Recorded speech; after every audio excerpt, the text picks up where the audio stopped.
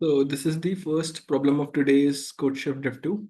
And in this problem, we are given that a binary string is a string consisting of zeros and ones.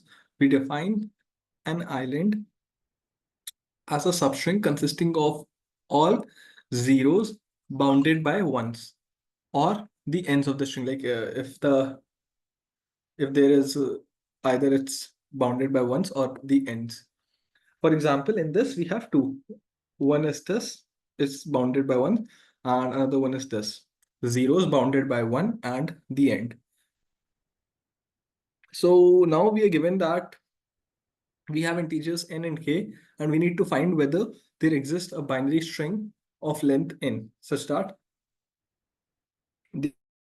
there are exactly k islands in this string, and each island has a distinct length. So this problem is a simply greedy problem. Why greedy? First of all, we need to identify, see, what we have fixed, we have n as fixed. That is the length. The length of this string. And we need k, exactly k islands. So, and all have to be distinct. All should have distinct length.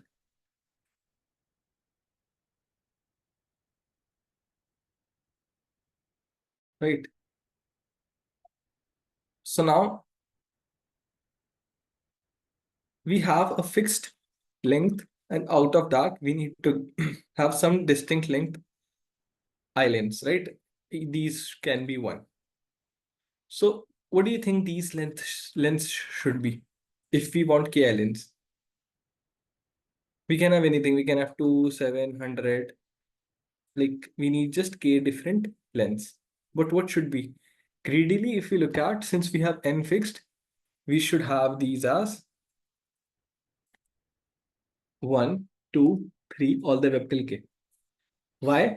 Because after adding these, it should be like as small as possible so that finally we're able to add ones in between. Again, we'll add, like there will be zero, like one length island, then we'll have one, then there will be two length island. Like this is one island, second island, then there will be a three length island, a four length island, and we'll just have ones in between, not at the end. Why? Because again, we have limited number of characters or limited number of elements in our array, that is n.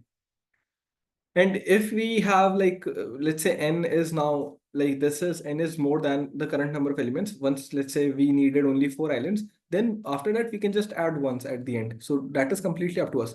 But first we'll try to have the minimum number of elements or minimum length of array required such that we can have k distinct length islands. So what is that? We'll have zeros as like number of zero elements required as sum of 1 plus 2 plus 3 plus all the way up till k. This is the number of zeros required, zeros.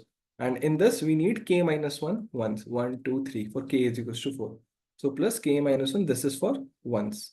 Is it clear? Yes, no?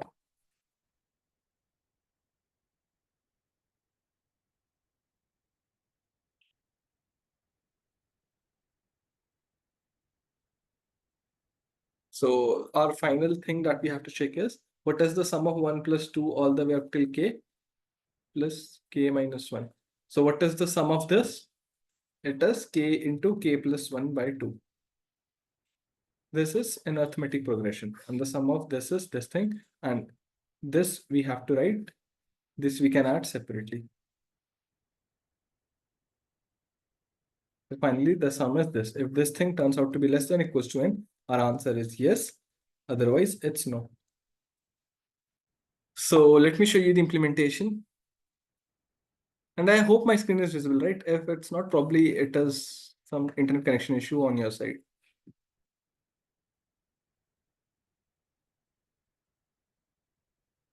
So this is the implementation. I have taken n and k as input, then I'm finding k into k plus 1 by 2. This is the number of zeros required, and I'm adding k minus 1. That is the number of ones.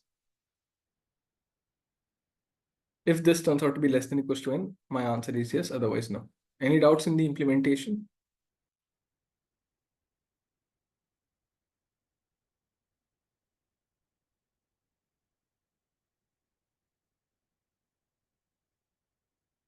Okay, so let's go to the second problem.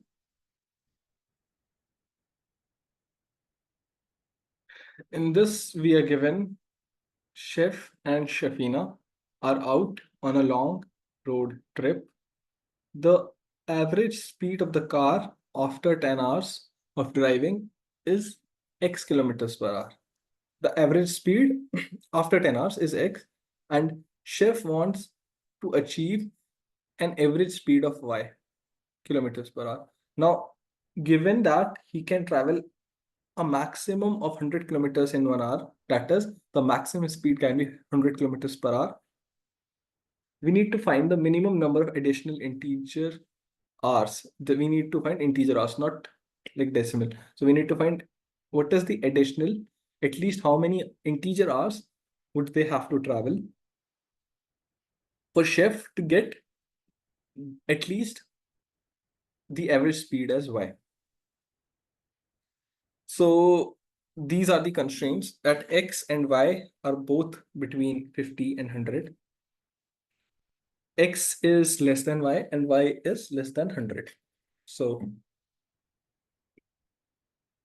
let me look at the constraints. So x is more than equals to 50, which is less than, strictly less than y, which is less than equals to less than 100. And we can travel at max at 100. So first of all, what is the average speed currently? It's x. And we need finally y. So there is this much distance, 10 hours already gone. 10 hours are already gone, 10 hours. And we need to find how many hours we need to go on.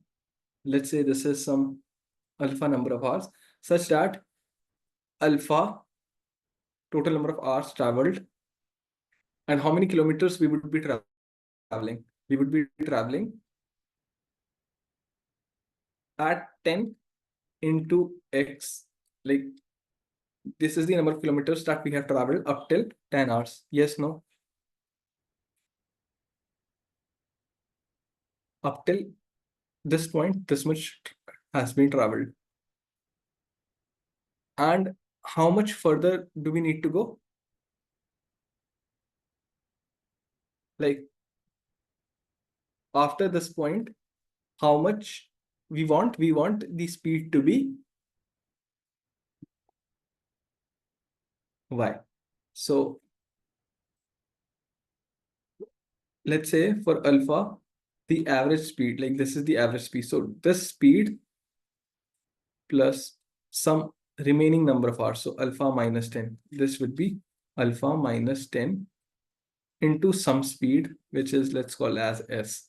So total number of kilometers traveled is 10 in 10 hours. I was traveling with x speed, plus in remaining hours, alpha minus 10, I'll travel with a constant speed s. So this is the average speed for those hours. In total number of hours, alpha is y. Is this making sense? What about others?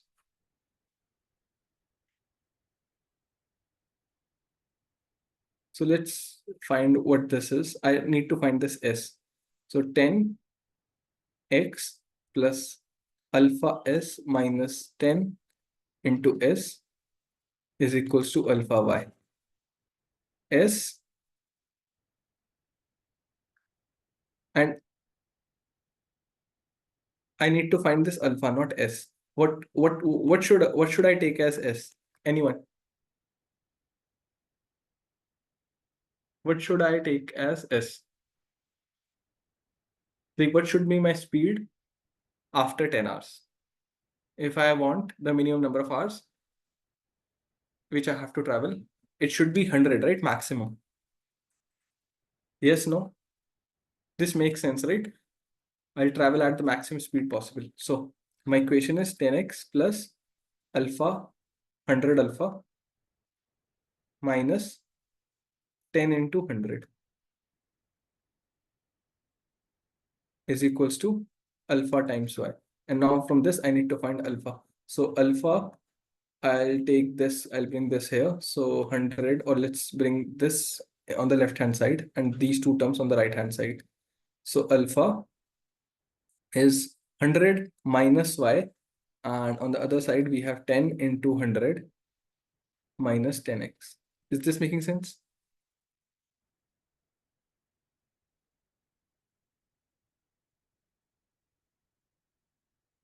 Is this making sense to everyone?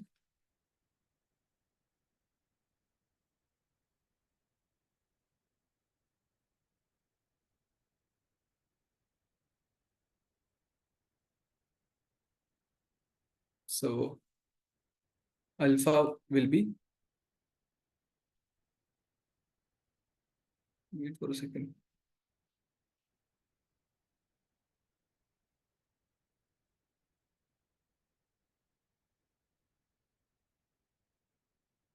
Is this making sense?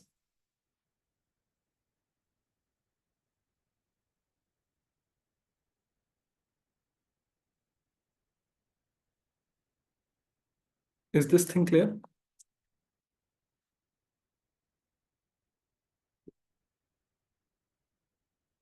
What about others? And like, if you like, there are other ways also to approach this problem. Like, how many people tried it this way? And let me check if I have anything wrong. Like, how did you do? Like, initially there is x number of r. X is the speed. Initially, x kilometers per hour. Average speed is there for after 10 hours. So total number of kilometers traveled is x into 10. And eventually we want that total alpha kilometers are traveled. Alpha kilometers are traveled, and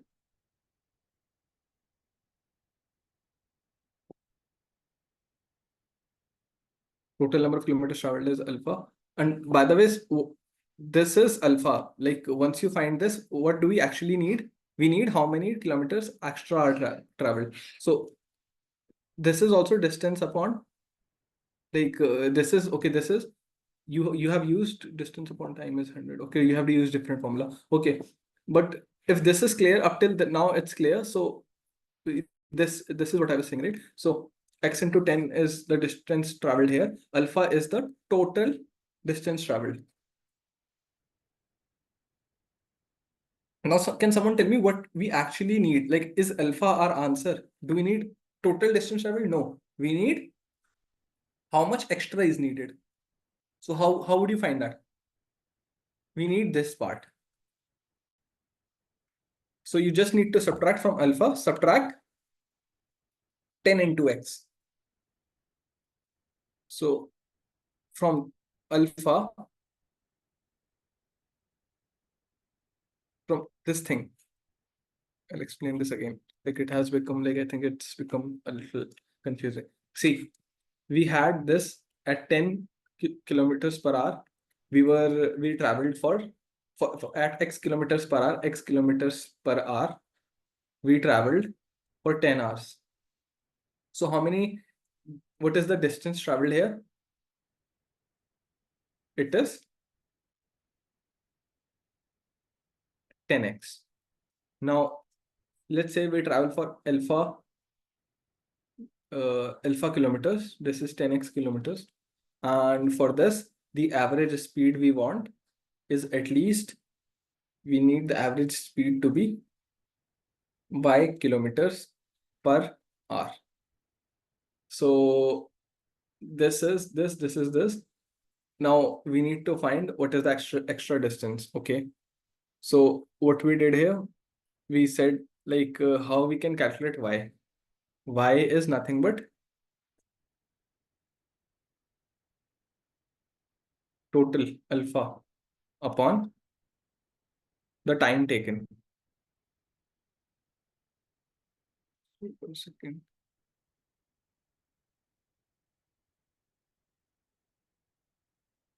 I think this is not correct, right? I have divided this with total distance. This should be, and this is the total distance itself, 10 into x plus this. And I have divided it with distance itself. This is not correct.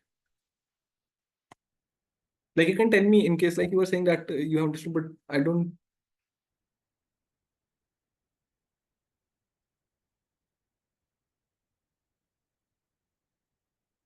Yes, it would be. Like, can you unmute yourself? My question. Extra time it would be y minus x, not like it won't have 10 into 100. And because like speed is distance upon time, and we already know that average speed should be this much. So average speed should be y, distance is this much. Let's say time taken is this much t. And finally, we need minimum number of additional integer hours. We need additional integer hours. And okay, I think I messed up. In here, I took alpha as the total number of hours. So here also, let's maintain the same thing. Let's say this is alpha number of hours. So average is this much. So what is the total distance traveled? The total distance traveled is 10 into x plus the extra distance traveled is alpha. We traveled for alpha total number of hours minus 10. And in this, you need to multiply your average speed as 100. Is this making sense? And this is now total time taken. What is the total time taken? Alpha. So this is, I think this is, yes, earlier also we took alpha as this thing. And you also derived your equation like this, like speed is total distance divided by total time. Alpha is the total time. Yes, no?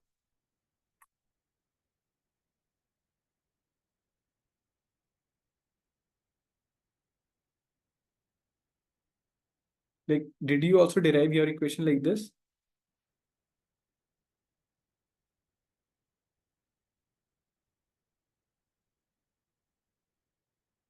Okay, perfect. So now, after this is the total, this alpha is total time. So here, I think we subtracted different thing.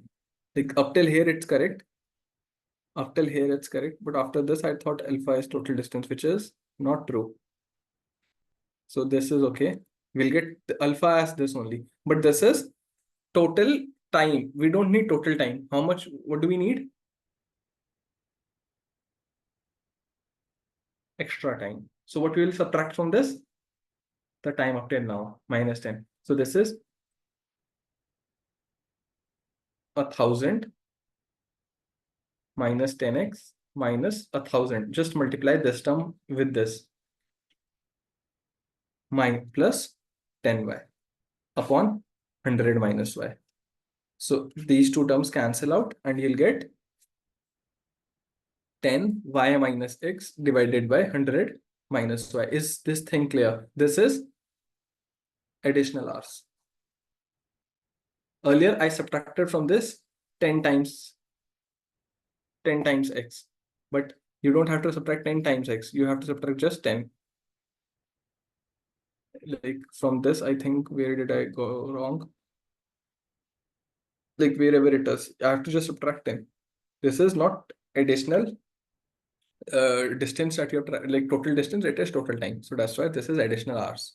So I hope this is clear. So this is our final answer.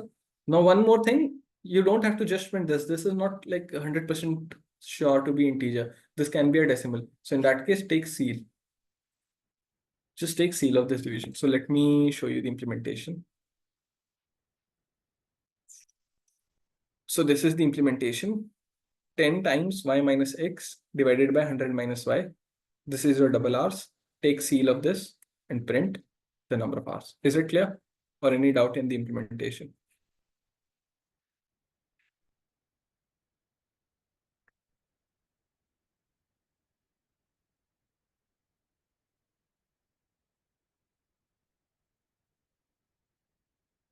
Okay, so let's go to the why we are taking double. See, if you don't take double, it's possible that this itself, like if you take this as integer, if you do integer division, if you don't if you have integer here, this will be rounded down in like itself. If this is the integer data set, if you're using an integer variable, then this thing itself after division would be sealed down. Like you can do it like this also, like how to take seal if you don't want to have double. You can do something like if you want to find a by b seal, you can do something like a plus b minus 1 by b. So this is also correct. Yes, you can do like this. This is like sealing in the same line. This is what you're talking about, right? Just find division of this. So this will also work. If you're not doing this, if you're just finding a by b, make sure that you are either writing like this seal and then storing it. But if you're first just finding this thing and storing it in a variable, that variable has to be double. Okay. So let's go to the next problem. So in the next problem, we're given that we have an odd integer n generated. We need to generate an array of n positive integers such that ai is between 1 and 10 to the power 5. Bitwise and of each prefix is greater than or equals to bitwise XOR of each corresponding prefix, and bitwise and of each suffix is less than or equal to bitwise XOR of corresponding suffix array. So first, let me explain what the problem means. There is this array. We need to create this array of size n for which each prefix array should follow this. Prefix and is more than prefix XOR, and these are the suffixes. So for each suffix array, suffix less than more than or equals to, and suffix and should be less than or equals to suffix XOR.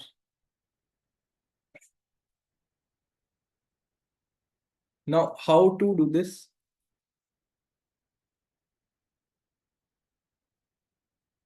First of all, if it is less than equal, like can we not take something like 1 1 1 1 1 1 1? Can we do this?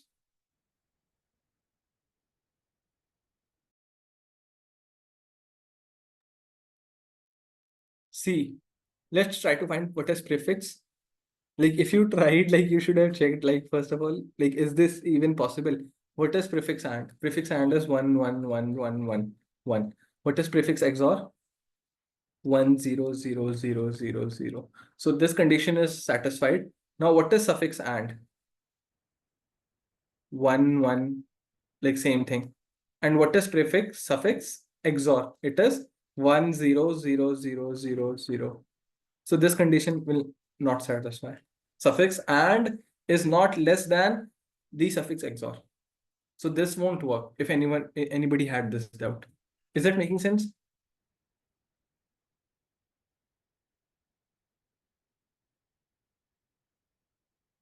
Okay. Now there are like this is just a simple construction problem. Like there are, if you look at the example test cases, then also you can pick up like get a hint from like what is the pattern that is required. But let's try to just look at like what we need. We need prefix and to be more than prefix XOR. So when does prefix and change? When does the prefix and change?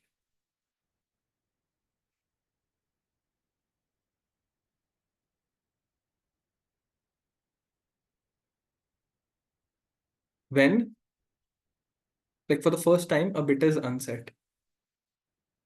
After that point, the bit will always be unset.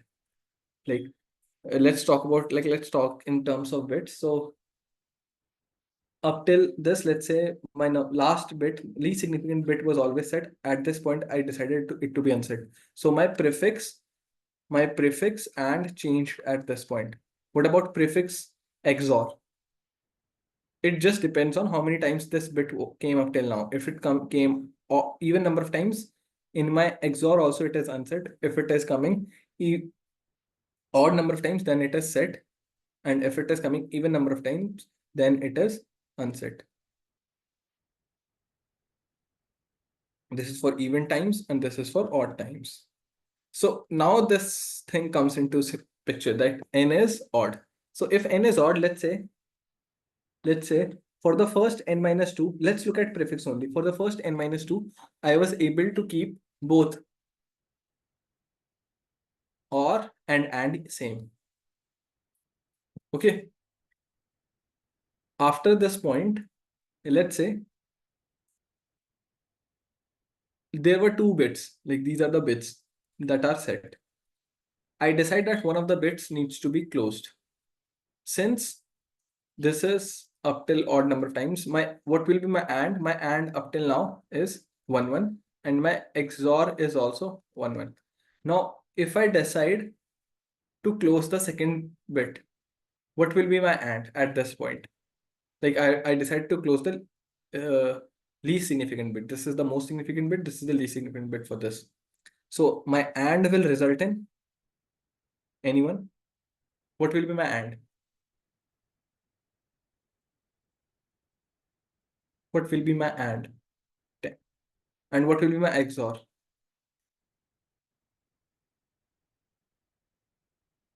No. 1 1 is not correct. Like why 1 1? How many times the first bit is set? 1, 2, 3, 4, 5, 6, 7. Like this is wrong because n is odd. That. Oh, no. 1 1. Like for this, the bit was this. And for this, I have 1 0. Yes. So now and is 1 0. XOR up till here was 1 1. If you take XOR of this and this, you will get 0 1. So and is more than XOR. This is bigger. Like this is for bigger bit, this is for smaller bit. And after this, I decide to have 0 1. So how will my and change? And will become, take and of this and this. What is this? And what is the and? And of 1 0 and 0 1. And what is the XOR of 0 1 and 0 1? It is also 0. So up till here, my and XOR became same. At this point, my and was more than XOR, and before it, n minus 2 places, n minus 2 has to be odd because n is odd. So before these, my and was equals to XOR. At this point, it was more. At this point, it's again equal. So now let's go backwards. Let's go backwards.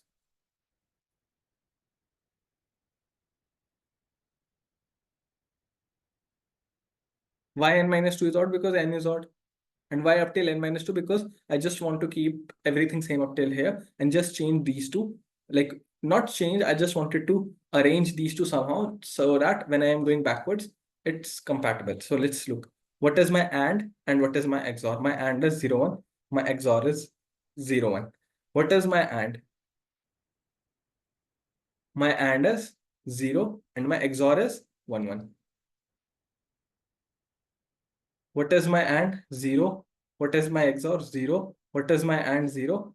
1 1 0 1 1 0 0 0 1 1 0 0. So this is how my and changes. This is how my XOR changes.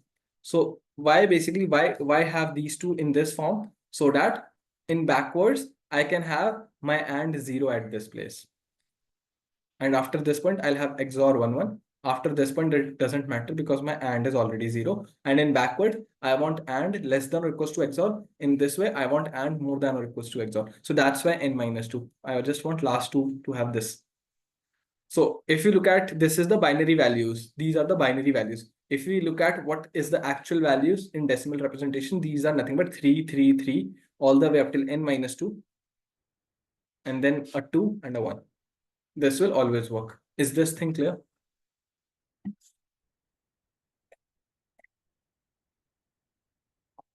Yes, no, anything. Okay, so let me show you the implementation.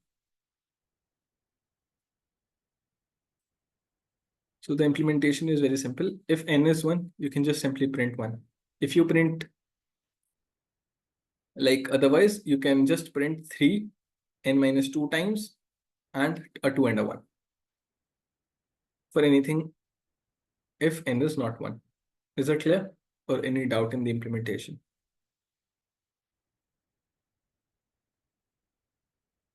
Like you can try it yourself, try to use N minus 1 3 times. Like 3 N minus 1 times, it won't work. Why it won't work?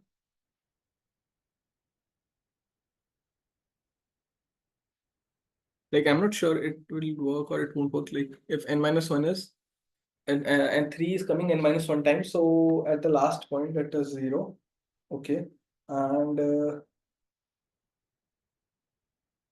it won't work. Like in the suffix, for the last two suffix, the XOR is probably 2. And what is AND?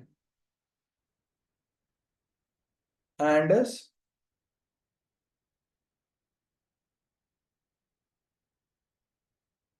is 1, right?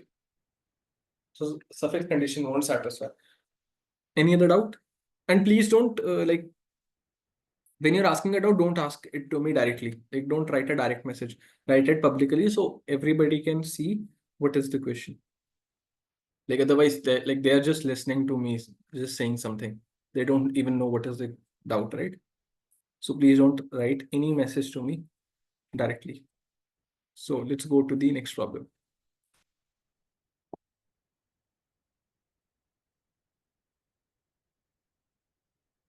So in this, we are given that we have an integer a for, we are given an integer a, and for two integers b and c, we need to find two integers b and c such that they are more than a, strictly more than a, like b is more than a, c is more than b, and they lie between 2 and 10 to the power 18, and these two conditions are satisfied. Now, if we look at this one, like first, I think I gave this problem today maximum time, and then I came up with a very complex solution. Like I did some, like I tried some hit and trial method, and then due to convergence, I was able to prove that yes, that would work. But there is a much cleaner solution in the, like, which is like dedicated to this problem. It's really simple. So we'll discuss that only, because otherwise, like, we are just like unnecessarily complicating this problem. So see, what first of all, what is the problem? The problem is we need to find, by the way, if you want like some other solution for this problem, I think in the solution like that is like given for this problem, it's different. So you can try that also, but it is, I would say,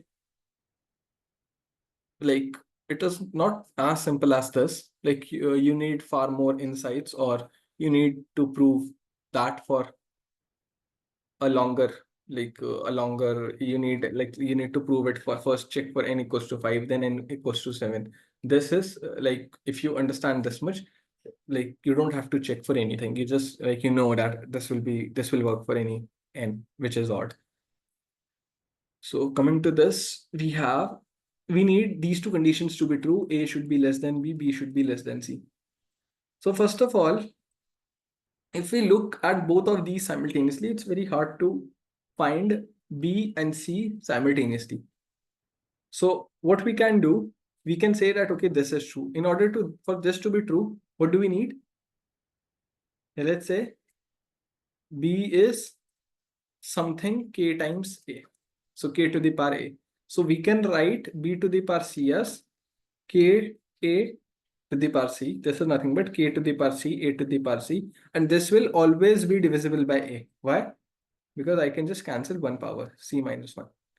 So if B is some power of A, then this is always true. Right? Yes, no?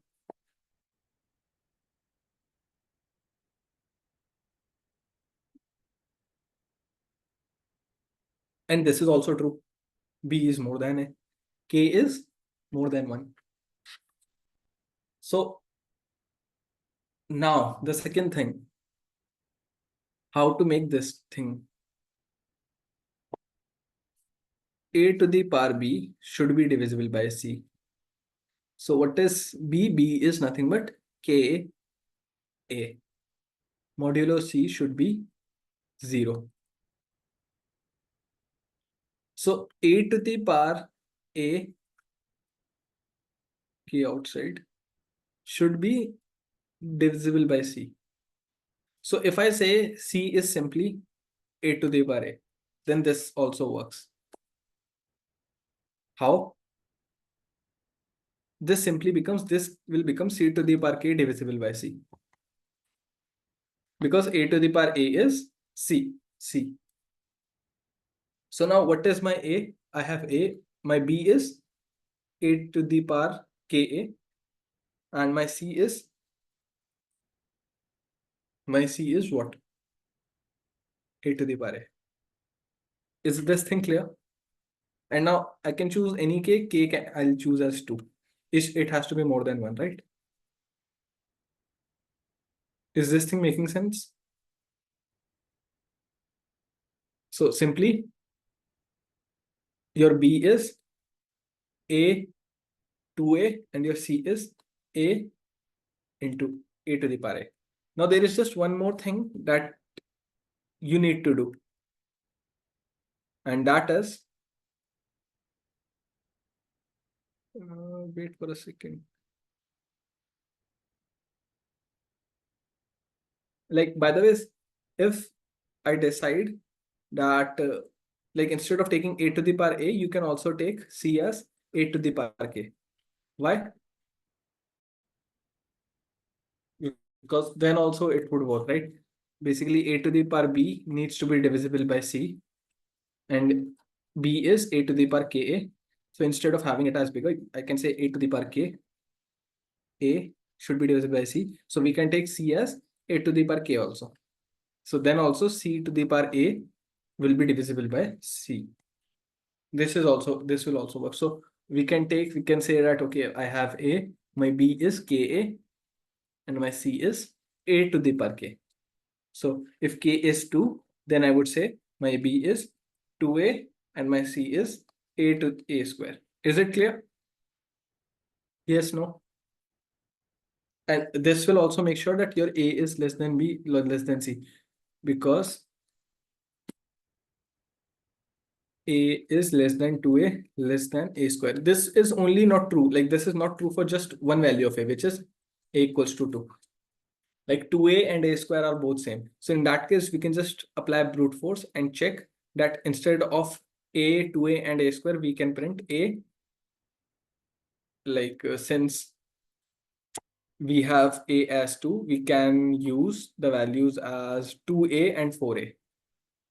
Like in that case, if A is 2, we can do 2A and 4A. If A is only if A is 2. Like why? Let me show you why. This will become 2, this will become 4, this will become 8. This is my A, this is my B, this is my C. So A modulo B, A to the power, like what it was, A to the power B. A to the power B should be divisible by C. And the another thing was B to the power C should be divisible by A. So you can check that both of these, A to the power B, what is A to the power B? 2 to the power 4, it is divisible by 8. What is B to the power C? 4 to the power 8. It is also divisible by 2. So for in case of 2, you can use this a, 2a, 4a, and otherwise you can use a, 2a, a square. Is this thing clear? Okay, so let me show you the implementation. So this is the implementation. If a is 2, just print 4 and 8 because it is 2a and 4a. Otherwise, just print 2a and a square. Any doubts in the implementation?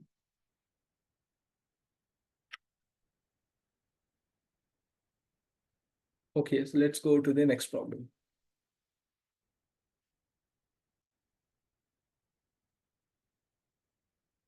So the next problem is this thing.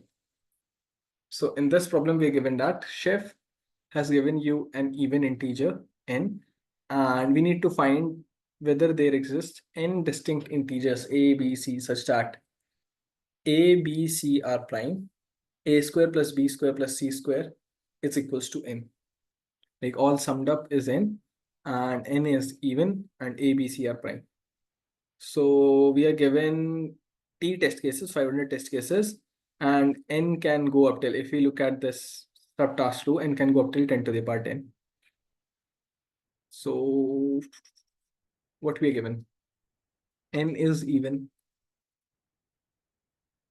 and we need to find a square plus b square plus c square is n. Now, first of all, tell me even into even. What is even into even? And what is odd into odd? Even into even is always even. Odd into odd is always odd. Why? In order to make an even, you need a 2. If nobody has a factor of 2, how will you eventually get 2? And if one has a factor of 2, you'll always get even. Even into odd is also even, by the way. But for this problem, you just need this thing, that odd into odd is always odd. What are your prime numbers? Your prime numbers are 2, 3, like 2, 3, 5, 7.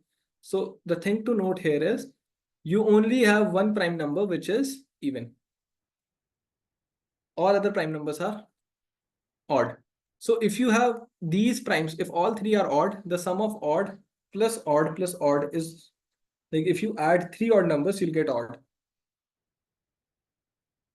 Since you need this as even, one of these should be even, and you can have only one even, or you should have all 3 as even or one as even. All 3 cannot be even because there is just one even prime number. So this one will be even, other 2 odd.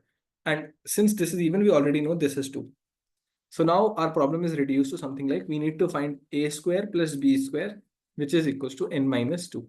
Because we already know a square plus b square not 2.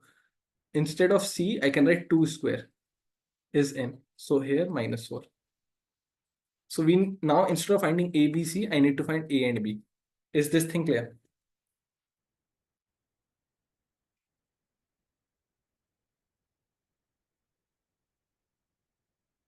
Now how to do this? Let's apply brute force. Like, let's give b all the values and check if n minus 4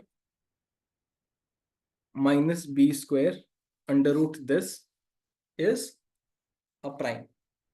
Is a prime. If it is, we are done. Otherwise, we'll check. Now, how many unique values of b there can be? N can go up till 10 to the power 10. So what is the maximum value of b? B can take at max a value of 10 to the power 5. So since b also has to be a prime, we can check for every value from 2, or not from 2, from 3 to 10 to the power 5. For every prime, check this, whether this is a prime or not. And how to check whether this is a prime? We can pre-calculate all the primes in now using a map, or we can eventually, like, you just make a map for every prime and check whether, if we get this value, whether this is in that array or not, like in this object or not. Why? So that we can quickly find whether this value is a prime or not. So for each test case, we can answer in 10 to the power 5 log n, log 10 to the power 5, 10 to the power 5 log 10 to the power 5, and this is enough fast since there are only 500 test cases. Is it clear? Yes, no.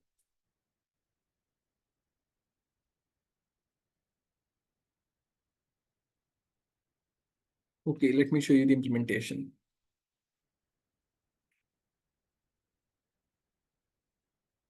So first of all, I have taken number of test cases as input. Then this is all the primes. Using this function, I have found all the primes up till square root of n. There is like, why do we need to go beyond square root of n? Because if a either a, b, or c is more than square root of n, a plus b plus c, a square plus b square plus c square will also be more than n. So that's why don't go beyond. You don't have to find primes beyond square root of n. Then for every prime, just find what is n minus 4, and this is my b square. Then just check what is the root of this. The root of this is this, and I have used binary search in my this thing. This works the same if you like this is this my prime. Like I have used the typical sieve method to find whether like what all are my prime numbers between 1 and square root of n. You can make a map and use that also. The time complexity will be same. Just use a map of this. Just create the map of these values and check whether in map you have this value p. Otherwise, you can directly check in string s in this vector s also, because it is sorted. Just binary search whether this is there. Also check p into p is not equals to a. Why? Because a is this thing, p into p. P into p is my, this p is my current prime. This thing, which I'm trying to give. Like, so p into p should be equals to a. Like it is like when you take square root, it's possible that this value might be floored. Like a, like a is not a perfect square. So in that case, your p into p should be a, and p is not equals to e, because if p is equals to e, then your a and b are both same, and p is not equals to c. To why? Because then your p is equals to c. We need all three to be, we need like how to, we need all three to be distinct. So that's why p should not be equals to e, p should not be equals to 2. If all these conditions satisfy, I'll just say that this is my check. Like just mark it as 1 and break this loop. Based on this check, I can print yes or no. And other than this, this is my simple C function. Like how to find in square root, like from 1 to n, 1 to square root of n, just find whether I is prime or not. If I is prime, you can mark every multiple of I as not prime. After that, insert all the primes in primes vector. Instead of inserting in primes vector, you can use a map here also and return that map. You can use that map also here. So any doubt in this implementation?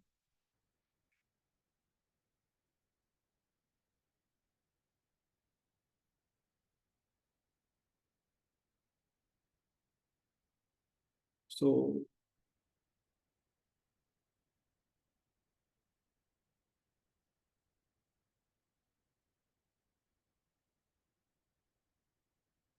that's it. Thanks for joining. Bye-bye.